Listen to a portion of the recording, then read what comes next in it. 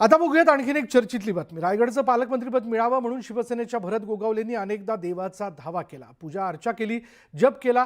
ते सगळं फळाला येताना दिसतंय। रोहियो मंत्री भरत गोगावलेंची एक इच्छा जी ती पूर्ण होणार आहे। 26 जानेवारीला भरत गोगावले ध्वजवंदन करणार आहेत। तर पालकमंत्री होण्याची गोगावलेंची दुसरी इच्छा अजूनही पूर्ण झालेली नाही। आता गोगावलेंचं पालकमंत्री पदाचं स्वप्न कधी साकारलं जाणार याकडे जिल्ह्याचं लक्ष लागलंय।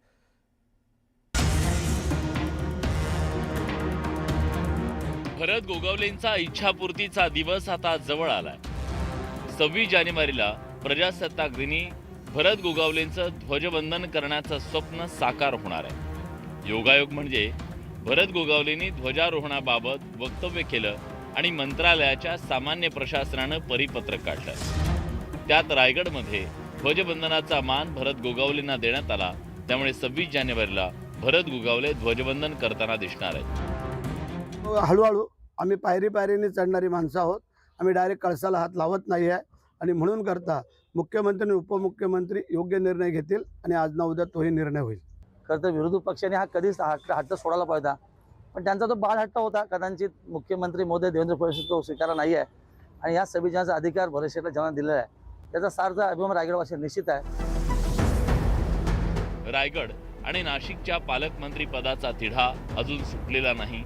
शिवसेना आणि राष्ट्रवादी काँग्रेस यांच्यातल्या वादानं रायगड नाशिक या दोन जिल्ह्यांना अजून पालकमंत्री मिळालेला नाही। रायगडचा पालकमंत्री होण्याची भरत गोगावलेंची इच्छा लपून राहिलेली नाहीये। त्यावरून आता भरत गोगावले आणि सुनील तटकरे यांच्यात तिथे राजकीय संघर्ष सुरू आहे। त्यामुळे आमदार महेंद्र दळवींनी राष्ट्रवादी काँग्रेसला डिवचण्याची संधी सोडली नाही। 100% भरत शेठच्या रूपाने पालकमंत्री पद मिळणार याच्यात कुठे शंका घ्यायचं कारण नाही आहे। सरकारची जी भूमिका आहे ती बरोबर ती असं मला वाटतं। लय उशीर झाला असेल पण नाशिक आणि रायगडच्या बाबतीमध्ये आज झेंडावंदनाचा अधिकार दिलाय।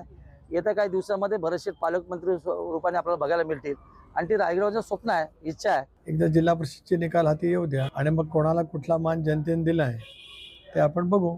नगरपालिकेमध्ये जसं अनुभवाला मिळालं 71 जागा जिंकून आम्हाला अधिक सन्मान जनतेने केला आमच्या कार्याचा। रायगड नाशिकच्या पालकमंत्री पदाचा तिढा अजूनही सुटलेला नाही।